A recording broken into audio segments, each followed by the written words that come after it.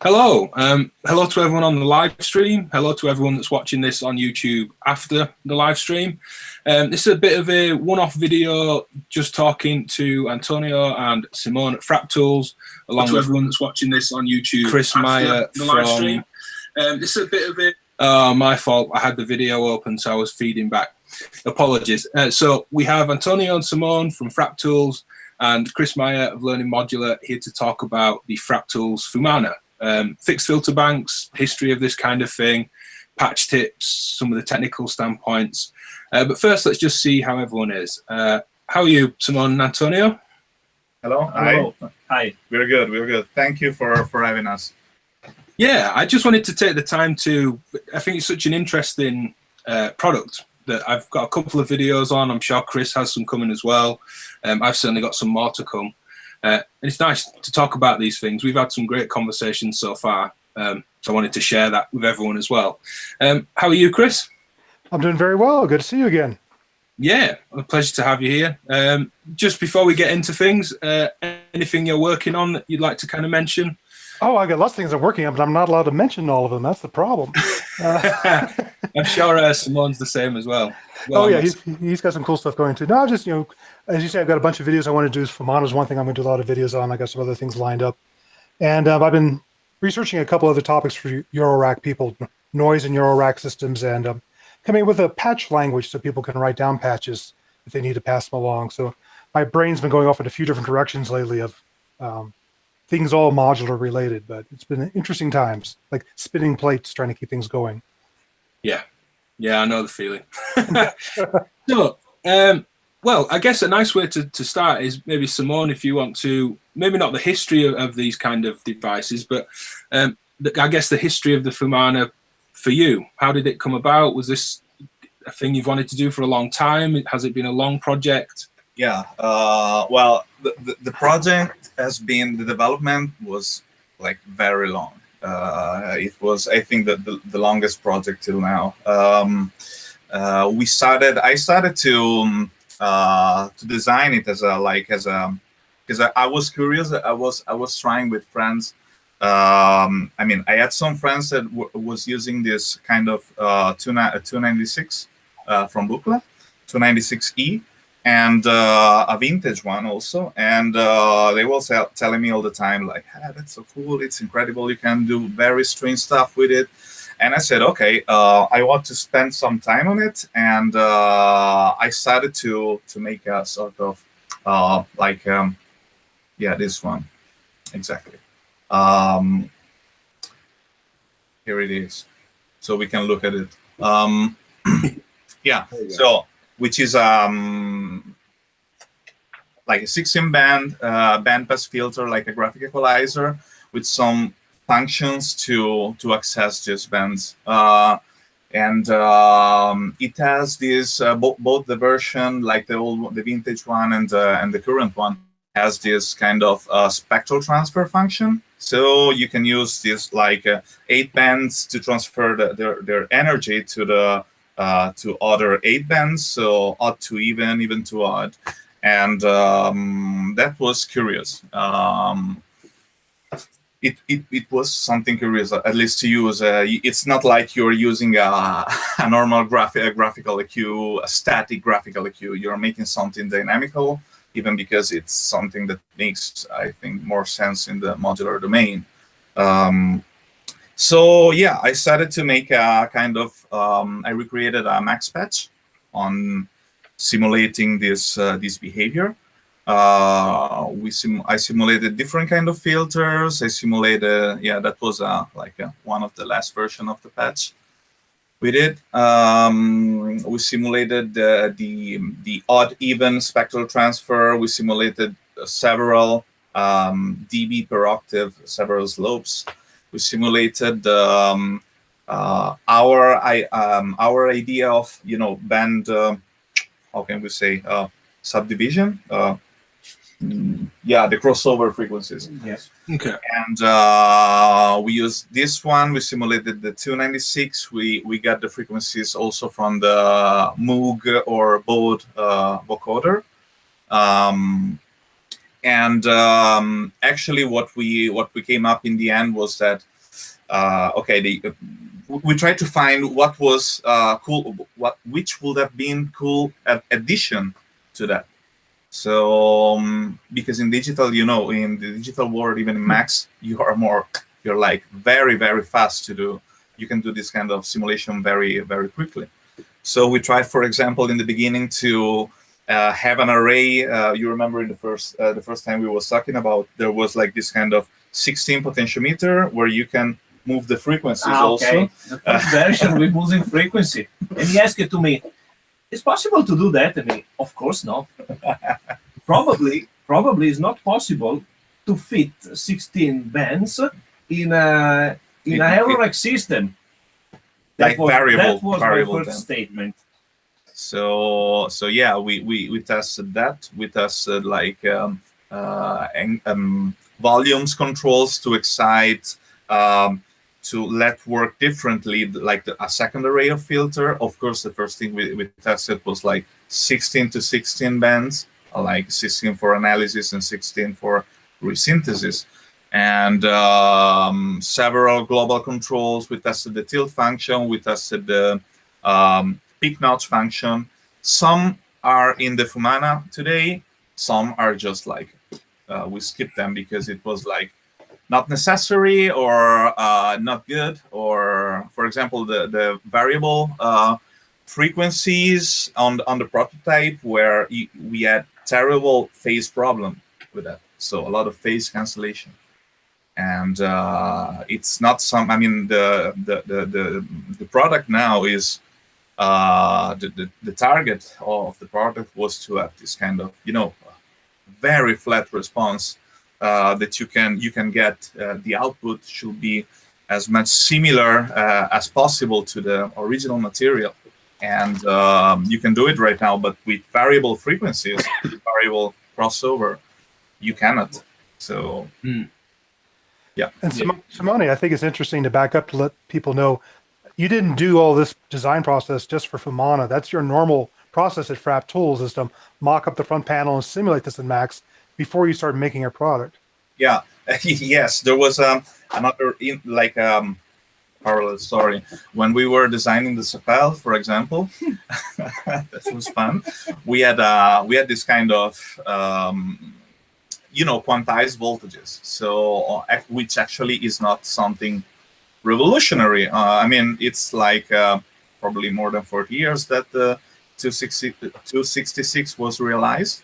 And so I explained to Antonio, like, okay, we have to do these quantized voltages, one in semitones, one in octaves, and blah, blah, blah. We recreated like a prototype. I tested it, and I said, like, okay, trash everything. We start from zero, because this is not what we were getting, like the variability, the probabilities, the way that it was creating voltages was not good. So I made a max patch to simulate that behavior, and from that point, it started from zero to redesign a circuit that works like in the opposite way. I mean, I think in other like random generators, you have this, when you have this kind of quantized voltages, you have this kind of variable voltages that are you're moving the number of bits, for this, like from 2 to 64 different stages, and so you're varying the density of this kind of random signal. We are keeping the how we can say the net, the quantization net fixed, and we are varying the amplitude of the noise from the beginning. So we have this, the random behavior goes slow. As much as you increase the number of stages, goes more, Italian and hand movements, and the number of stages is slightly goes far away from gradually from your zero, and that was what I wanted to achieve with it. And that makes Sapel more playable in my mind, because as a musician, that's what I wanted to do, is just go up a little bit, like 1 octave, 2 octaves, and 3 octaves, not always be the entire range. So that's what I like about the way you guys design stuff, is that you simulate this stuff and play with it, rather than just saying, well, it's the way Buchla did it, let's just copy that. Yeah.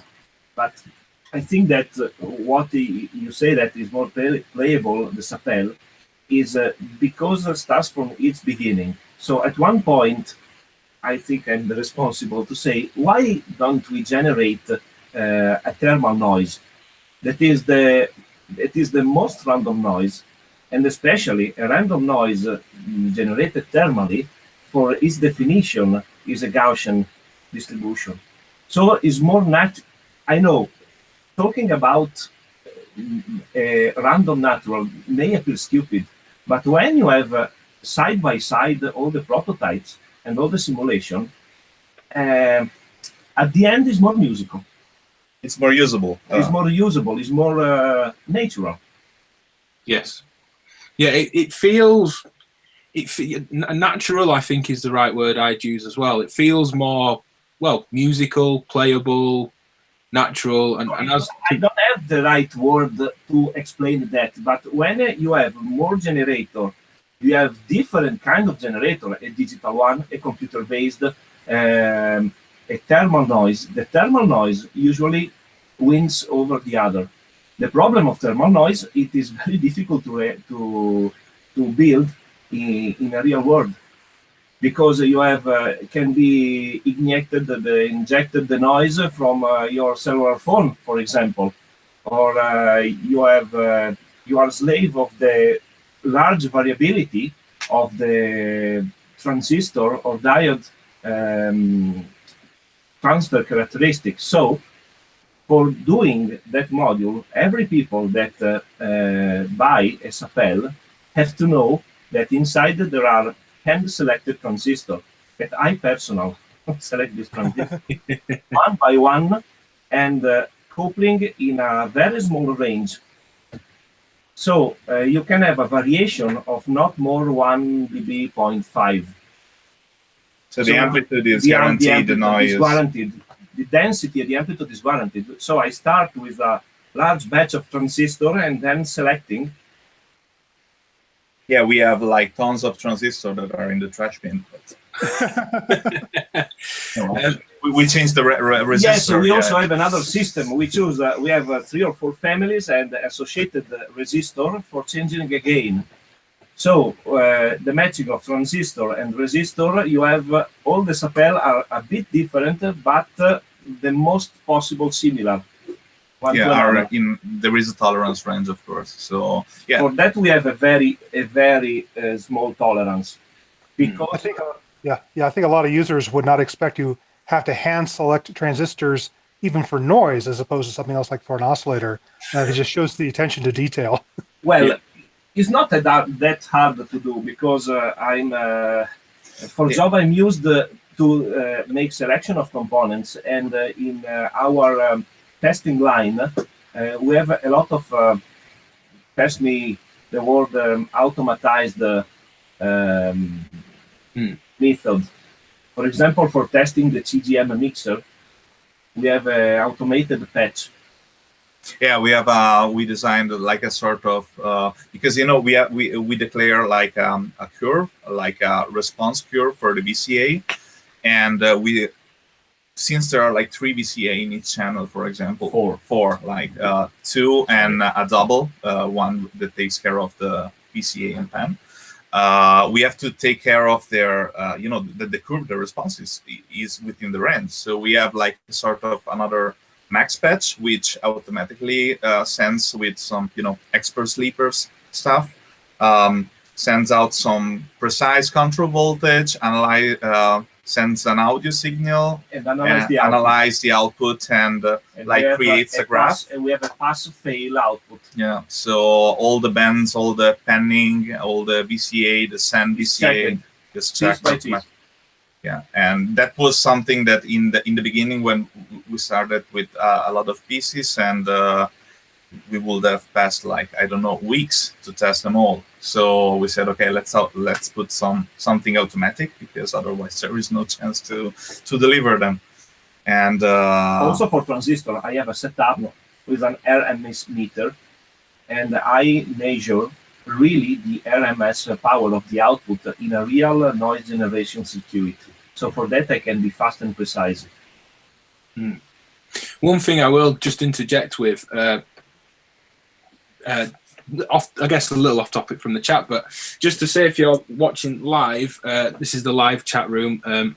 Between us, we're watching the chat. Any questions that come up, I'll ask them as we go. If you're not watching this live and you want to leave a comment, I'll certainly reply, but I will pass messages on to Simone and Chris as well if it's something. We are a bit far away from the. I mean, we have the computer on the side, so. Yeah. Any questions for people watching live or back on YouTube, I'll make sure you get an answer. One slightly off topic, but I guess a potentially interesting one. The end of that there from Mark Zeno, he mentions why go grey for panels? I guess grey, you mean the dark color? Yeah, it not being black or aluminium, I guess is his point. The gray. Actually, it's a gradient of gray, so it's like 85% in the top, like 100% in the center, and 85 in the bottom. So if you move the modules like in this position, you can see that there is this gradient. Precise guy. Yeah. No, that was not my idea. It was like when we started making this, the first module we made were the SEI module with this kind of trunk connection for the Uno case, and the Silta, the power supply, and the designer of the first two of these two faceplate was Hannes Pasqualini from Paper Noise, and I had no idea how to make like front panels. I mean, I was like, okay, I was focused only in the mechanics in the period. So yeah. I asked him if he can like create like a graphic approach for us. And I wanted to have something very elegant, very that you can recognize, that is like a bit different from the other. It's not black, of course. And we made some tests, and we proposed this thing about this dark gray gradient, and we made a prototype. It worked, and I liked it. So yeah, there we go. Yeah, I like it a lot from professional. So do I. It can be a little bit awkward to light, I've found, for video, but that's an issue for me, yes. Not for the panel. I'll throw a few more of these questions at you before we get back into Fumana. Holland Mundi asks, when you designed Sapel, did you have any particular kinds of patches in mind? I don't have a patch in mind. I had a requirement. I mean, we started designing the Sapel because both me and Federico, the other guy that works for us, with us, we needed like tons of random sources, like random modulation, random CVs, and the first thing was the quantity, and the second thing was the uncorrelation thing, so that we have several CV that are not correlated to the other. And we, of course, when you have like several, like we have 4 control voltages in the top, 4 in the bottom. Of course, we need some that are always different. We need other parameters to control them, because otherwise it's just a fluctuating voltage or a sample and hold pure. And that was the reason. That was the answer, actually. So we started that was the direction we had in the beginning. The really first prototype, I think it was like 3 channels with less. There was this kind of horizontal faceplate with like knobs in the top and all the jacks, like a jack bay in the bottom. But had like 3 channels, and but it had like 2 kind of control voltages per channel, something like that, and it was kind of like boring. So we switched to okay, let's keep 2 channels and increase the number of the random voltages. Yeah, and one final question before we move on, and it nicely takes us back to Fumana as well. Robert Syra asks, have you explained the name Fumana already? Joined the chat a little bit late, so yeah, where did the name Fumana come from? The name Fumana actually is like I like to do for our other products usually, except the 321 and 323, which are numbers. The other are usually dialect names that are of my area, our area. And Fumana is like there is a description in the website, but the Fumana was like because it's since it modifies the spectrum of the sound. My mind, I don't know why, but one evening started to think about the connection of like spectre, sound spectrum, spectre, ghost, fog. I don't know why. So Fumana is the dialect for fog, actually, and it sounded good. So we said, okay, Fumana.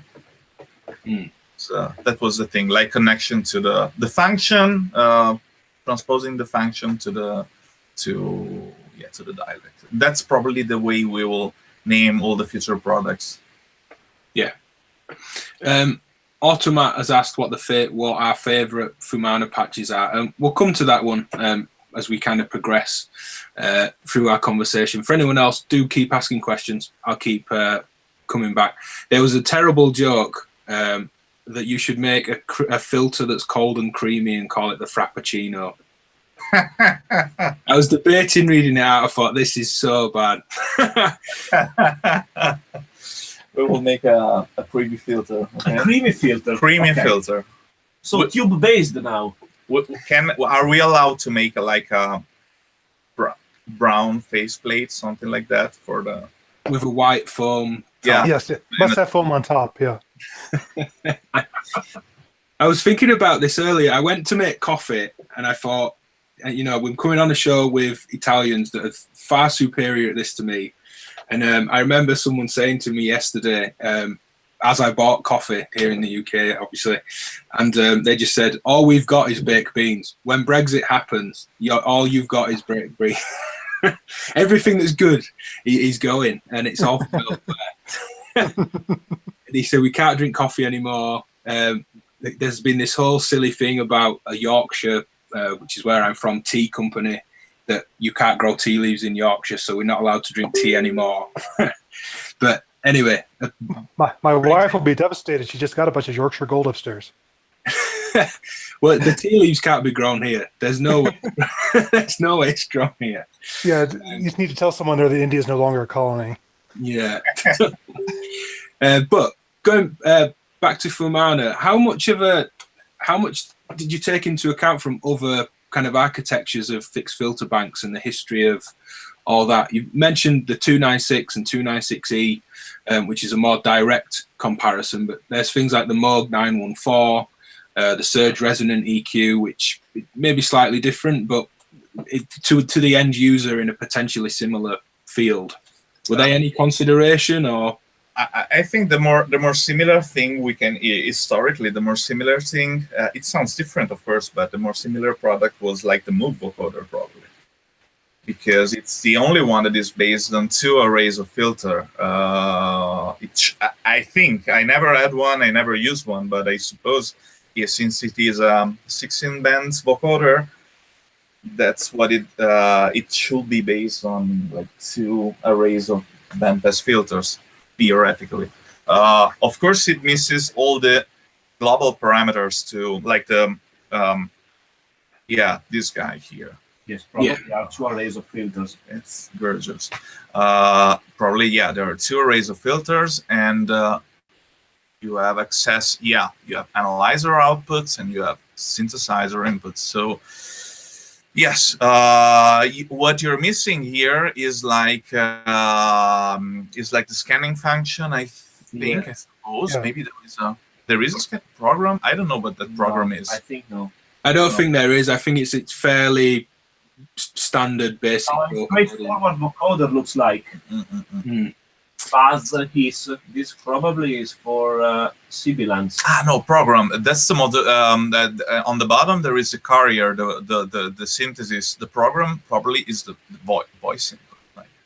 I think so. I think I get what you mean about the back end of this is the most potentially similar because it's 16 analysis bands and 16 bands as well. What about, but did any other fixed filters kind of come into consideration at all, or was that not? Honestly, in the development, no. Then we had this this funny thing that we find out like after I don't know if Chris told me probably about this the Serge Resonant EQ, which uses the same a very similar band subdivision from subdivision band distance of the crossover frequencies. So the Serge Resonant Equalizer is based on measure 7, should be measure 7 distance in order to do not emphasize any particular pitch and to have a, because otherwise, for example, if you have like an octave and in the you have the second harmonics, the fourth harmonics.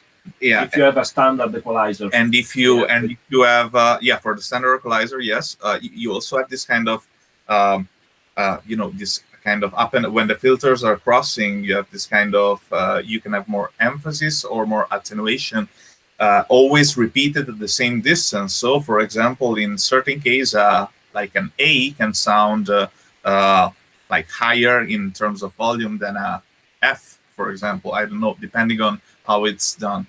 So having this kind of measure 7 distance between the band was like better in his opinion. For us, it's the same. We didn't use measure 7, so 11 semitones. We use 5.5 because we don't have like, I think it's based on 10 bands like the Serge, or 11. I don't remember. Yeah, I think they're all 10 bands. Yeah, we have 16. So we started to the test. We choose the the crossover frequencies, making some this kind on simulating it on max, and saying okay, we have to reach like technically this kind of 5 kilohertz. So we said okay, from this point to this point we have like 14 bands, and then we have the higher one and the lower one, which are different. And we tried to find the best way to distribute them, to spread them. And we said, okay, 5.5 semitones of distance. Then we rounded a bit the numbers. But there's actually you have a measure 7 each 2 bands. So like all the odds are measure 7 and all the even are measure 7 distance. I think it's also interesting the way you chose the frequencies for the bottom and the top bands too, because a lot of people would have just put those inside a normal frequency range, but you put them very far out. And I'm reminded like there was an English mixing console that had a special equalizer that they called the air band. It was just supposed to be the very top harmonics. Then you also went for the sub bass. The idea. That's his responsibility. Yes, and also there is the responsibility of the other guy that is not here with us now, that he also is, in my opinion, I think also in yours, a very good user of synthesizer, and also he played in club live side from a DJ. And also we both insisted on have something that was very useful to have energy in the subwoofer in a large club. So for percussive synthesis, and the frequency was chosen on that. I think I convinced my colleagues because in our 3 places of development, for example, in my laboratory, I can reach very low frequencies. And when we tested, we decided that was very cool to have that low frequency for synthesis. That that body feeling, and that body movement. And also for people used to British sound, if you look at the second and the third band, I'll pull a picture up for you guys. Imagine to have a kick and a snare. You have a very strong dense sound with that center frequency. So imagine, because I imagine not as a musical instrument, I imagine to have a crossover system for a PA. So for that, Yeah, 15, 65, 90, 122. Right. We specified the crossover frequency, not the center band. because So it's easier, because also for us it was easier. yeah, we can say, okay, the last one goes from 5.5 kilohertz to 22, or actually more kilohertz. And also a little tip: the first band was more or less in a center frequency of 40 and something there, because if you don't have a speaker system that can manage that kind of frequency, you can lower the band and not saturate the system. So you can have a more punchy sound without saturating the system, because if you cannot manage that low frequency, that is not useful but destructive. Yes, it saps all the potential energy in your system, and as you say, it's quite destructive if you can't actually recreate. And also for that, if you are making music production, many times you can have the problem of pumping of compressor and limiters. So for that, I insisted a lot to have that low frequency, so you can manage it light separately. Mm. And also with the second, third, and fourth band, you have the most important part for rhythmic sound, where is centered kick drum, snare, and floor tom in the 2, 3, and second, third, and fourth band. And I think that's an important point you made, is that the reason that the numbers are not printed over the sliders is that it's not the center of each slider, it's the frequency in between those sliders, that crossover. Yeah, it is the crossover point. The minus 3 dB, right? No, more or less minus 3 dB. Because I think that is okay. If you're not used to that, at the end it is more easy to decide what you can do with the slider, or what are you doing. Because looking at the silk screen, you see, for example, 2 kilohertz and 3 kilohertz. So that is a band. If I put 2.5 in the middle, that is not so clear for me. Yeah, you don't have any idea, any reference in terms of bandwidth, you know. So you know that in advance, that from 2 to 3, actually it's like 1 kilohertz of width around. Of course, it's an approximation, but it's and kind also, of. And also, you told about the air band, the upper band, and we have another feature. So if you take odd and even output, the band is extended to 22 and probably more kilohertz before a slight roll off. Simone asked me something that I think that is very important. The all output have an additional roll off filter. Because when you start working with strong modulation and you have dense signal, you can build up more and more upper harmonics that can make a very noisy sound and is very obtrusive for your mix. So with that filter on all output, you have a clearer sound, and I think without any degradation, because it's over 14, 15 kilohertz. So it's only to clean up a bit in the useful band. Yeah, it's more to make it a little bit more pleasant. Yeah. Yes. Appreciable. Like, of course, if you want to get the arch, the very full you can sound. Take and mix the two bands. Yeah, the odd and you have the extra even. high that are not extra at the linear transfer function. Yeah. Actually, yesterday I uploaded up like a preliminary version of the manual, and there is also we place also like the transfer function. So the transfer function, like a screenshot of the transfer function, and you can clearly see that it's like they're different.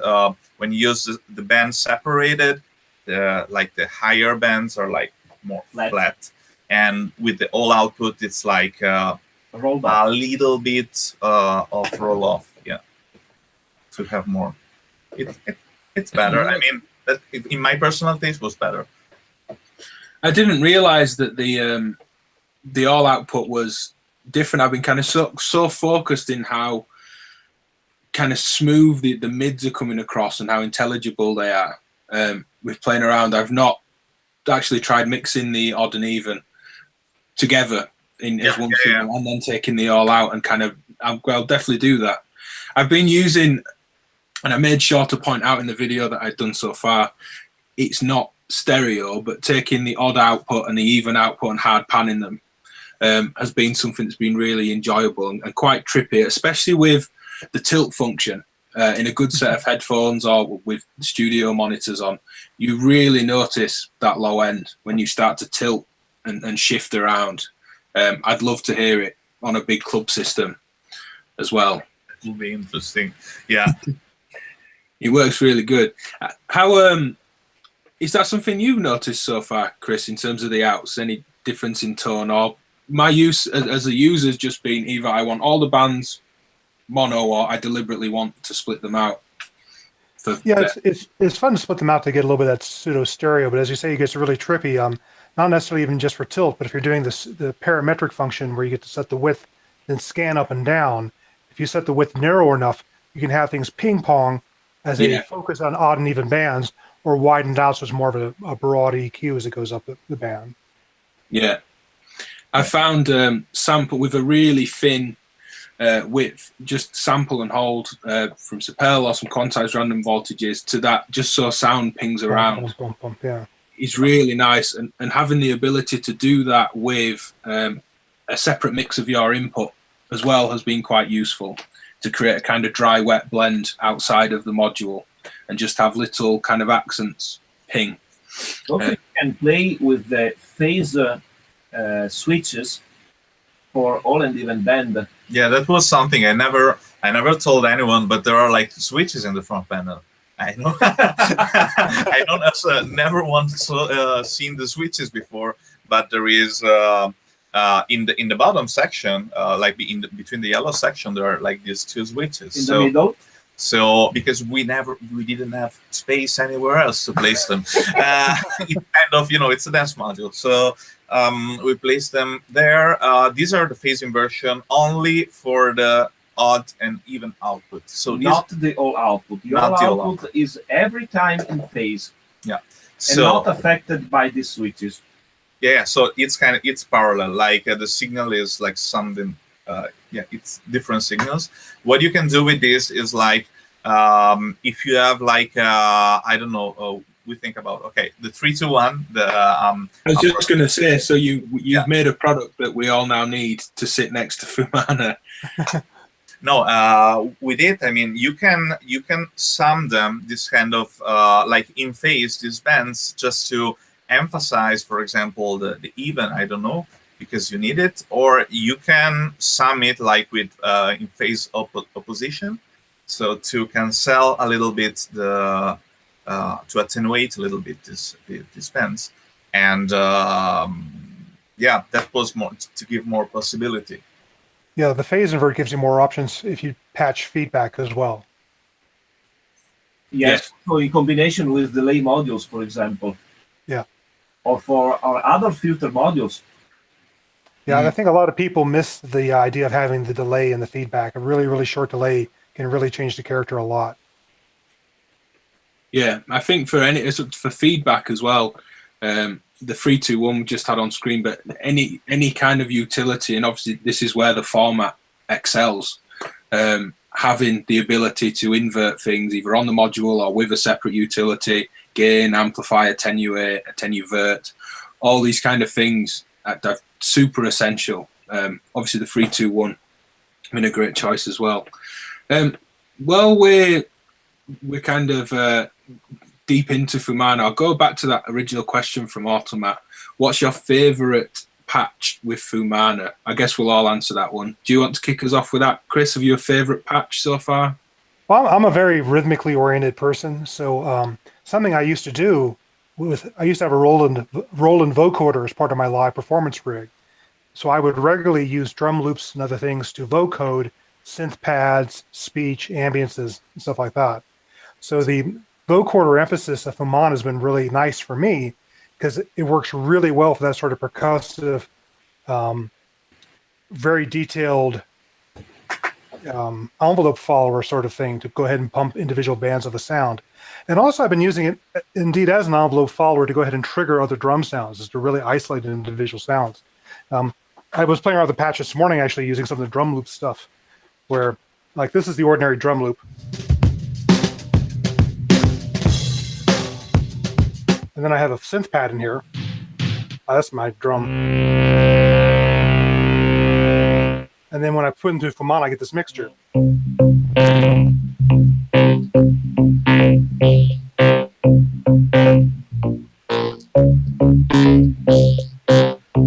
then what I've also done is I've taken one of the bands out and I'm using it to trigger an additional snare sound.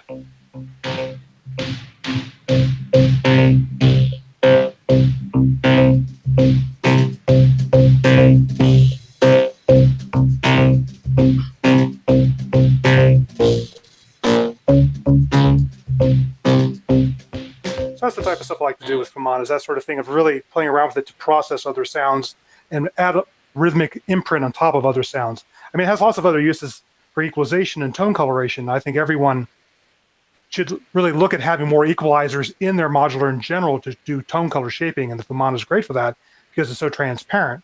But I've been having a lot of fun with it for those percussive applications. I would say the same thing for me. Analyzing more, like you have an acoustic drum loop, maybe something that's slightly more expressive than a typical drum machine.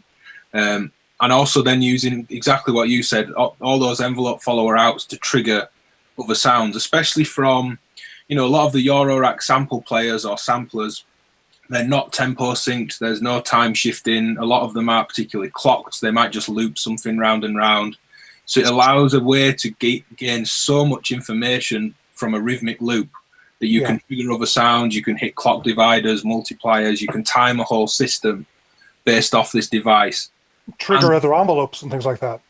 Yeah, and of course, you've then got this gorgeous sound to mix in as well. But just I think to emphasize those envelope followers, taking the kick, maybe to move the steps for a sequencer for a bass line. If you get a hi-hat that's sitting really nicely somewhere and it's quite a straight rhythm, maybe that clocks an arpeggiator. There's so much information to gain out of the 16 bands, obviously depending on the input. But it's really nice with expressive loops. Running samples in, for me, has been the main thing. Yeah, the sequencing trick you mentioned is something I like to play around with too, is I like the idea of having a few parallel sequencers, but they're not moving every eighth note. They're getting forwarded by different events. So they're like staggering along, being pushed by different frequency bands or drum hits to push them along. Yeah, it works really well for that. Really, really well. Yeah. There's a lot of analysis to be had. What about you, Antonio and Simone? Any one kind of favorite use, or even a group of uses if you can't pick one? Well, personally, I'm not that much like drum loop or rhythmic guy. So my favorite thing that I prefer to do. Let's try if we can switch the camera. Okay. Yes. So, and there should be something coming out, I think. Yeah. No. Yes. Okay, there is something coming out. So we have, I didn't prepare anything, I'm sorry. But okay. No, we had this kind of audio problem before. So the things I prefer, the things that I really love to do is like a single sound in the main section, feeding it with a very something with like harmonics, with a lot of harmonics, or maybe a square wave is better. Okay, we take off the VCA a little bit. We take it off definitely. So we have this kind of square wave, and then we use a second oscillator in the modulation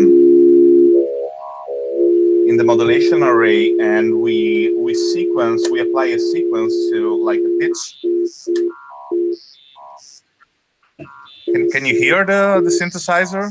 Yeah, so it sounds like the energy of the sequenced oscillator, which looks like, is that a DPO?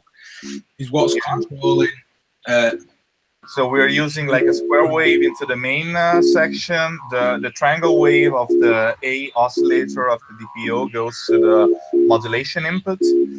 And at this point, the thing that I prefer is like slowing down the sequence and smooth out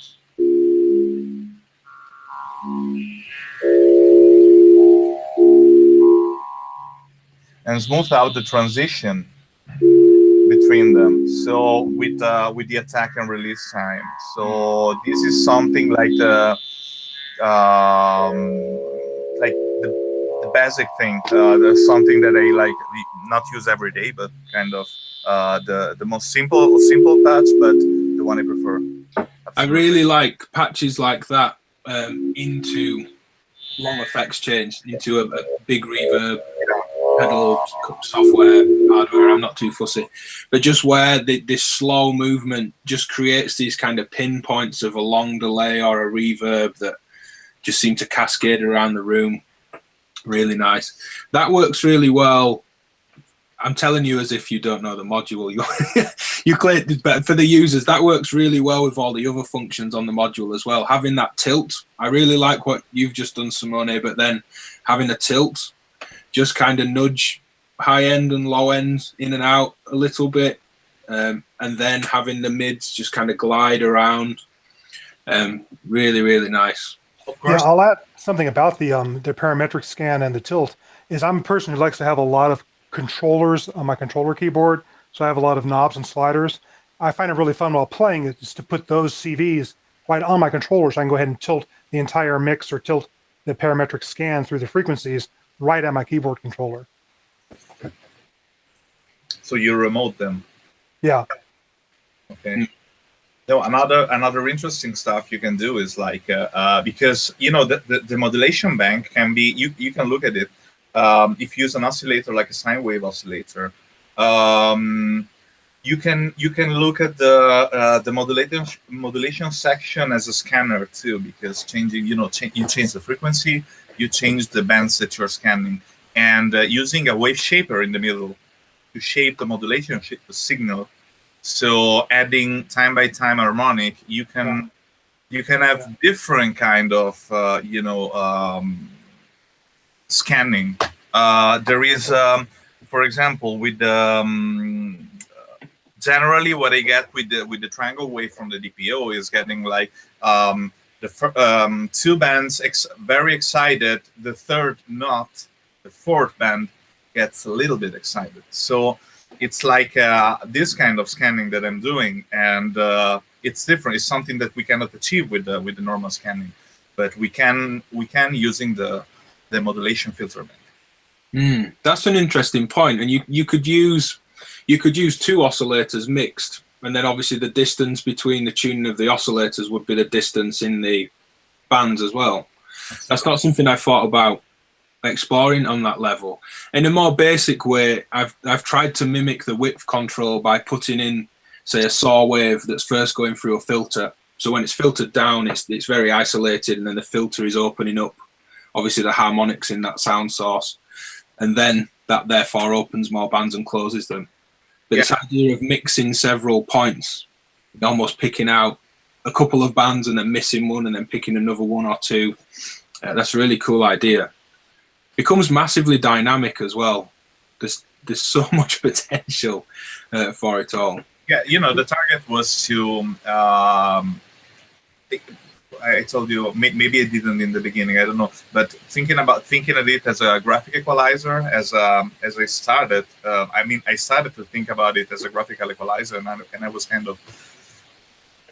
Yeah, okay, we have 16 sliders and we are equalizing the sounds, but so we need like dynamic access. We need something that we can patch through. We can get control voltage output. We can get global way to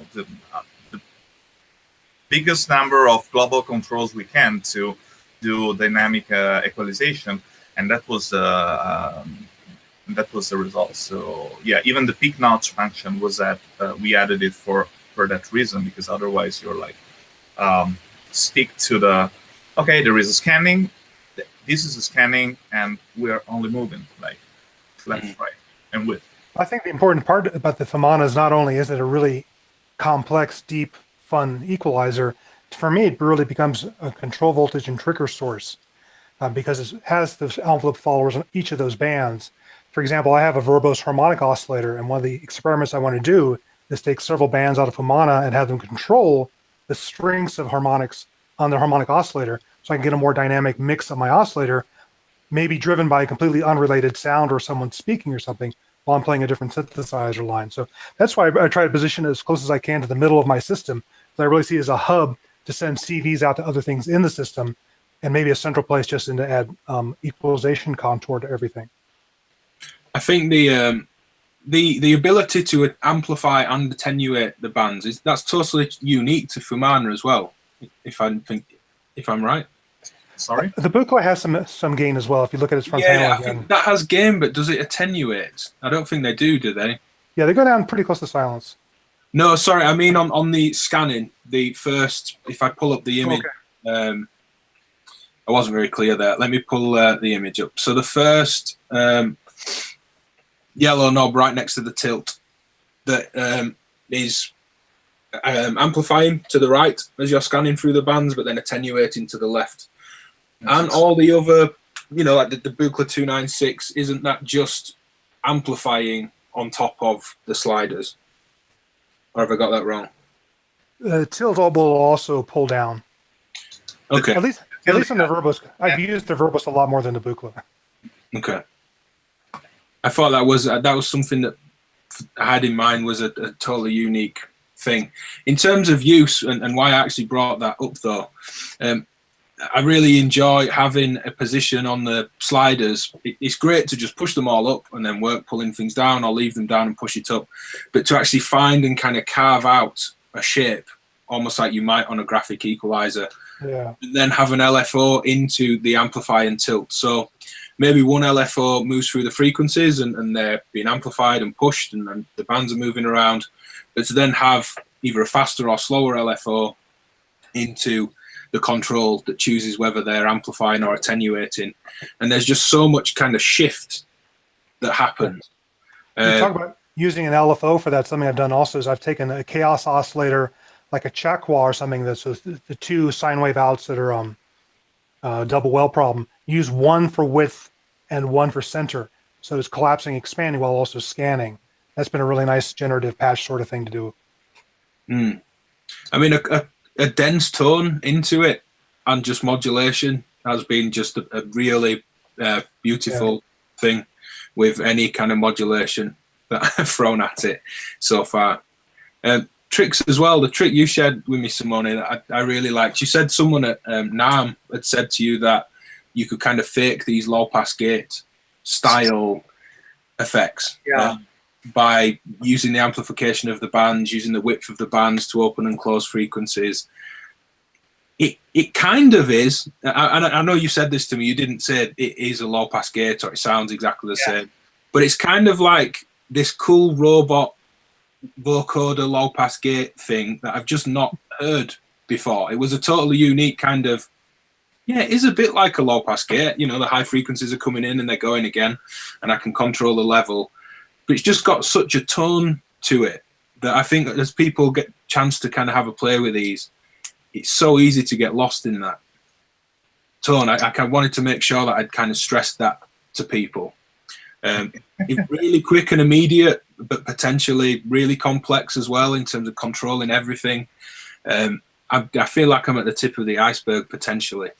Another question that came up that I did want to ask you, what was the biggest challenge for creating the Fumana? You said it was a long development time. I leave the answer to my analog designer. The problem here is to make a long story short. So we had a lot of challenging things. From my point of view, and probably I also think to speak also from the point of view of the other guy, the real PCB designer, is to put all the components on the boards. So for that, I have one. you have one. Yeah. Okay. Sorry for this. The back of the board looks as good as the front, I should say. It is a really nice design. Simone came to me and asked, "Can we do that?" And me, yes, probably yes. Probably. That's the usual answer. Probably. Probably yes. If you give me a 5U rack space and 40 centimeter depth, okay, I can do that. Also with tubes, if you want, with large transformers, with everything. But if you have to do this, the solution is this. So we have 3 PCB. Yeah. Because you see the third. And we have probably over 2,500 components here. Yeah, there are 2,500 SMD components, and with the through all we and are also, like and also we 27. have another problem. We have another particular things that is a problem that I create, because there are some components that I don't want to use SMD. So, for example, the electrolytic capacitor for the power smoothing, and the electrolytic capacitor for the coupling audio signal, I don't want to use SMD components, because in my experience, is not so easy to have components that are of the same level, for first. And for second, because we want to build objects that can more or less last forever. And the only thing that can be recut in this are only the capacitor. So in 20 years, you can make this module like new, only changing this capacitor. It's not possible, or not easy to do with SMD components. So you start with, for me, a lower quality, and you cannot sustain in the time, because probably one day this will be a vintage equipment. It's an interesting thought, that, to think that, you know, we're looking back, say 50 years to what some of this vintage stuff is a little bit later. For me, for this, I don't want to appear to suppose that we make the best module on the world. But if you do something that is a beautiful thing, you think, or I think, that I want to last forever. Also for the person that buy that object. Because when I spend my money and buy object, I would like that will last forever. So that is a thinking about the quality of product and its life. It's the only person, I'm sure other people feel this way, it's just a conversation that I haven't personally had with them. But I remember Tom Erb of SoundHack software that also works with Make Noise, saying a similar thing in terms of putting his ideas into physical products. In that, I think the way he phrased it was that in 15, 20 years, you know, my software may cease to exist because computer systems have moved on if I don't keep up with that. Whereas something physical could potentially be with someone just as a guitar could all their life. This could be part of their system, and he wants that to work and stand and live as something for a long time. It's something I don't think many people think of. But I'm sure more do than you guys and Tom. It is an interesting point, because in music making, I can go back to some instruments like the racks on my right there that I've had since the 70s or 80s, and I could still use them. But I try to go back to a piece of software I'd used called Funk, and it doesn't run on any modern OS. I cannot use it anymore. And that is one difference between software and hardware. Is people say, why do we spend so much money on this when you can emulate it all? Part of it is longevity. Emulation is not the same thing. Usually when we translate is max patch in analog world, yes, we have a lot of problem because you have to build that. I don't know, but I don't have here around. But we start from something like this. a lot of this put together, and we go through several prototypes that look like a finished product. So with SMD board and with like a final design.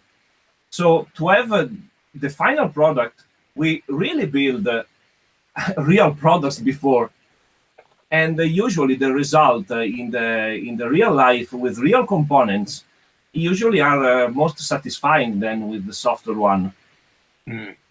But that I think we've seen a big difference with the max patch. I think that that question is how you manage your design, because designing is a question, it's matter of compromises.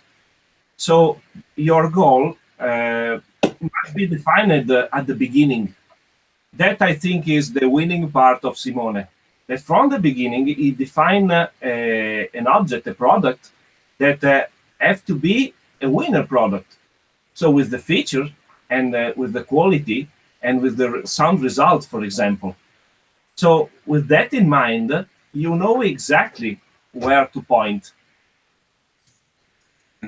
Yeah, exactly. Yeah, you have some, So you in between, you can make an area 100 of experiment, but you have to know your goal. You can change, for example, the name of a knob, or you can add or keep off a feature. But you have to start saying, I want a filter that have a character and don't have a character. I want to have a random source that have 10 possibility, 20 possibility, and which is the range. And finally, designing that you have something that is satisfying for you through a process that must be followed step by step, doing the better with the less compromise for the result. As a follow-up question, Kyle, who goes by the name Gorilla Museum, that's his username in the live chat, said, did you achieve what you initially set out to achieve, and have you made any compromises on features? Actually, one of the target, we had like target where in the beginning in the Fumana flatness of the transfer function, we set our like a tolerance, and actually we are the datasheet. Our datasheet are like 0.5 dB better than our target. So yes, so that was reached. The scanning function that was reached, and attack and release function. Attack and release. The attack and release thing was like terrible, because for me it was so easy to do it like digitally, and for him was a nightmare. So, but I just said, okay, we want to have it because it helps to smooth out, transition and so on. So attack release, time over the modulation, and yes, globally yes, with the Fumana everything was the only problem. We don't have we didn't have that much compromise. I mean, we started making the compromising in the beginning in the design because we discussed a lot. I mean, before to started designing the analog part, like his job, we have like tons of chats and meeting and discussion, because as soon as we decide to start, it's like, okay, that's the project. It doesn't change. It's like that one. Remember, we started with variable frequencies in some point, and also we started with the modular design. Yeah. Two years ago, it was like a stack of modules. A stack of modules. So you have 4 filters, 4 filters, 4 filters, and the master section. So it changed. But I think we reached our goal with it. Yes, we started with the idea of making something that was unique and good.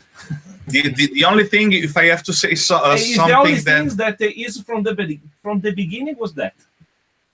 If I can add something, I mean, the only compromise was that we have to postpone it for 2 months, but it worth the wait, because we had this kind of after the summer we had this test of like different filter setup. Yes. And because we were satisfied from the first prototype, but honestly not 100%. Like to me they sounded okay, but Antonio said, okay, we want to try. I want to try a different filter, a different version. Maybe we can reach more. You say that to be flat and not to be flat. Yeah, it wasn't that flat. It was a little bit more up and down. But so he made a second filter setup, and we made a test. And actually, only to mention, we also made prototypes with one kind of VCA and controlling the harmonic distortion, and another kind of VCA. Yeah. For deciding which was our way. The first prototype was the compromise, actually, in terms of even of components. This one is kind of the first working and complete prototype was a compromise. Compromise, because we were on the path, but we have not centered the. Come si dice, bersaglio? yeah. The target. We didn't get the target. So yeah, we had to increase even the. Because finally we judge from with the ears. Yeah. Because audio is very strange things. I come from professional audio and hi-fi, I said before, and if you measure, for example, 10 amplifiers, you have more or less the same measure, but all 10 sounds a slight bit different. So measure are things for technicians. But at the end, the only important thing is the result. The ear, So do you still have that prototype with the different filters that you can sell off as a one-off unit?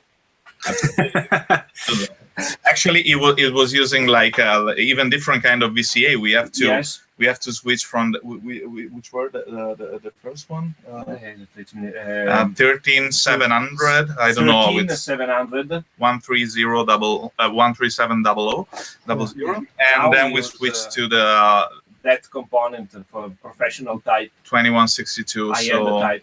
They are better, and we had to improve the VCA behavior, so we switched to that one, and also we had to save some space, and so we went in that direction. For stability. They were better they were more expensive. Because we also passed from the idea to have a very colored system that can make a controlled harmonic distortion, but really was something that can make less than the F of this module, because with this one you can overdrive it a bit and have the same result, but with that unit you cannot have the super clean sound. Only when overdriven. Yes, that was okay, but in another way was not make no sense. And also this one is more and more silent than the previous one. Right. It's I think it's hard for you hear some hiss, also with everything open. You can, if you're selling off prototypes, you can throw in a bag of all those transistors that didn't meet the tight tolerances that you guys wanted to use. There's some good point to make actually about the inputs, the various inputs, but the amount of level on tap, you can drive this a little bit as well. Yeah, which works great just to have that kind of little bit of grit as you're scanning around. You can drive it. You can drive it safely. Yeah, you can put signal up to. If you like it, you can drive safely. But remember that you have extra gain over the slider. When you are on top of the slider, you also have a bit of extra gain. Yeah, there is still room. Yeah, you have room. There's headroom to push it with CV as well. Okay. Now, take that into account when making the patch. Yes. You wanted to mention the unvoiced input as well.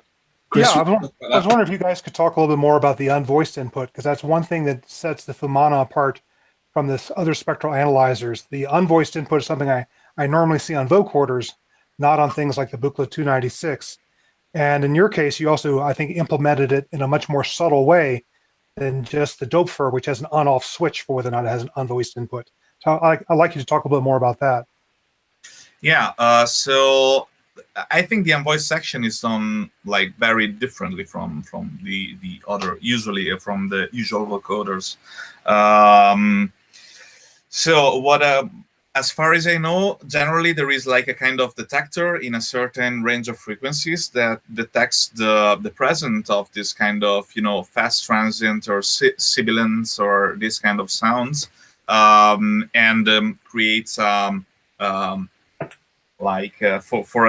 a very fast. It's like a switch. It's like a switch. Yeah, it changes the main audio source, the carrier source, from your synthesizer sound to a noise sound, and you can define usually how much it can, how much is that movement. Like it's like a dry-wet balance, and you can define, okay, it goes like 100% or a little bit less, a little bit less, a little bit less. But with that approach, we are losing in that point the main signal. So we decided to use a summing, like a parallel signal. And there are like two separate envelope followers dedicated to that. One on the band 14 and 15. 14 and 15. Yes, okay. My memory is still okay. So on band 14 and 15, there is this kind of special envelope follower, which has even this kind of more smoother. Yes, there is a smoothing section. Additional. Yes, there is an additional integration section tailored around the sibilant sound.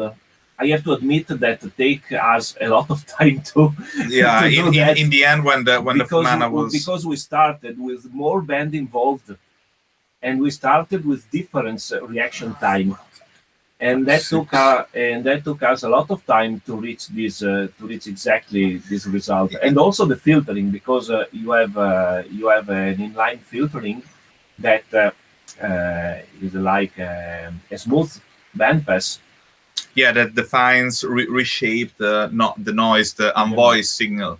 So in the beginning, it was like 8 bands, even in the last prototype that we have. So like 8 bands, then we moved to 6, then we take off the last one, then we moved to 4, 3, and then we said, okay, let's keep only the 2.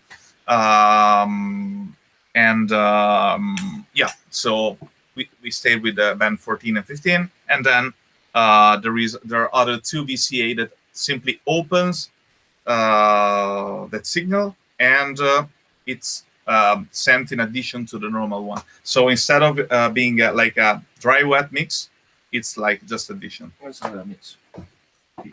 that's something I look forward to playing around with a bit more, and also not using just noise sources, but other interesting complex oscillator or something to just add a different tone. So this is another thing to explore with it I'm looking forward to. Yeah, me too. So we'll look to start kind of wrapping this up. We'll give everyone a few minutes in the live stream. The live stream's usually about 30 seconds behind us. So kind of final chance to get your questions in the live stream and have us answer these live. As I said, if you're watching this not live, or you go away and think of something, do leave a comment on YouTube and I can pitch this to Simone or Chris or answer myself. I just want to say thanks to you guys for coming on, talking about this. The level and attention to detail on it is phenomenal. You know, the output sound, the whole thing. I feel like I'm just at the tip of the iceberg, and I certainly have quite a few more videos to come from me. I know you've got some videos coming as well. Chris, roughly when can we expect your videos, Chris? Not to pitch you to a specific date, just when I find that 8th and 9th day in a week. Well, between us, there's lots of content to come. But also, I like to spend some more time playing with it too, because I try to live with a module for a few months and then say, okay, this is what I'm using it for. Yeah. So that's why I'm hoping to get to it. Probably, if I had to bet, say April-ish at this point. No, I really like that approach. Mine at the minute, very different to that, is very much trying one thing, exploring it, and kind of filming it and discovering it, I guess, alongside the audience. Well, a day or two before they see the video, but it's very much kind of learning as I'm going, sharing each stage. And I'm sure we'll end up with quite different content because of that as well. I certainly look forward to watching what you do with it, and no doubt go back and try. I get to steal your best bits too then. Well, if you're going to do April, I'll do summer, and I'll do the best of. the best of Fumana between everybody's videos. I'll just cherry pick. Not that we're competitive. No. But I'm not just saying this because you're here. It's something I'll be watching, and I just, for the people that are watching this, do go subscribe to Chris. Go look at the Frap Tools channels as well. Everyone's making quite different content. Last couple of questions. Automat has asked, what's the next module you're going to do? Now, I'm sure, having spoken to Simone before, there's probably more than one module that they're playing around with the idea of. Wait with you before I disclose something passing on the video with the board. It's yeah, I mean, I don't want to be. Feel free not to say anything about it. If you just want to say, it's just for. I don't know the English term. Anyway, it's something that manages let's say that manages envelopes. Okay. But it's kind of not so usual. So I don't have any time. We don't have any timeline. We're working on it. I try to say it in a different way. You say that the next module is something that manages the envelope, but is like to say that the Fumana is an equalizer. Okay, yeah. That's okay. So that takes care, not manages, like takes care of envelopes. Takes care of. Let's say like generates and process them and enveloping movements, trajectories, you know. So that will be the next thing. I don't know when. This year, I hope, but let's see. I hope, yeah, it must be. Will you guys be at Super Booth for people to come and check the Pearl and Fumana out? Yeah. We'll be there, and I personally hope that we will have something new to show. So that will be the. But you know, we may have delays. We don't know. So that's the finger. Thinking of the delays, though, you mentioned earlier about, you know, the one thing you didn't meet was when you wanted to release it. You know, waiting a couple of months, A, isn't that long of a delay for the Euro rack scene, so that's not much of a delay at all. And B, for that level of detail and care and attention that's gone into it, it's nothing to wait for. Right. I want to share with other users because, you know, Ben and I are in a position where sometimes we get to see things before other people do. Is one thing I really enjoy about working with Frap Tools is that they do ask users, what about this? What about this? What do you think about this? How would you use this? And that's nice because a lot of manufacturers are in their own bubble. They have their own idea, and that's all they're going to make is their own idea. And it's been fun to work with Simone and with Frap Tools because they approach users before the product's released and add that to their vision. And I think that helps what makes such a high quality product in the end. Yeah, testing and having a kind of internal bed of users. You spoke about a third person that's not with you tonight, and then the kind of wider, I guess, more immediate scene as well. It makes a huge difference, and I won't go into naming other companies, but I think you can tell who has worked with other people and not, and it really plays into the longevity of the product. As Antonio said, he didn't want to say this is the best module ever, but they know this is such a strong product because of that. And I think that's quite easy to see. One very final question before we kind of say our goodbyes. Your favorite module to pair with the Fumana? We'll start with you for that, Chris. Oh, you would do that because I had to think about what is my favorite module to pair with it. Right now I'm having probably my most fun, aside from using the complex patches, is going ahead and triggering it with other drum loops, other drum sounds. And what I found is normally, you know, these are envelope follower outputs, which are normally continuously varying voltages. Normally, you would patch those straight into a comparator to get a gate to go trigger another drum module. But the trigger input on drum modules is its own comparator. It's somewhere between 0.5 volt, 2.5 volts. They decide to trigger. So I've just been using attenuators like the air attenuator to adjust the strength of the envelope follower out of the Fumana into the trigger in on my drum modules to set that threshold of when it's going to start triggering additional drum sounds. And that's become a handy way to patch it to go ahead and trigger other sounds. Yeah, that's a really good point. I've spoke about this a little bit before, as I know you have as well, Chris, that any gate input on an envelope or a trigger input to reset an LFO or a drum module, it just has an internal threshold. So if you have a varying voltage, as long as you cross that threshold in the circuit, you will trigger sound. So the envelope house, you don't need a gate or trigger anyway, because you can still use it in that way.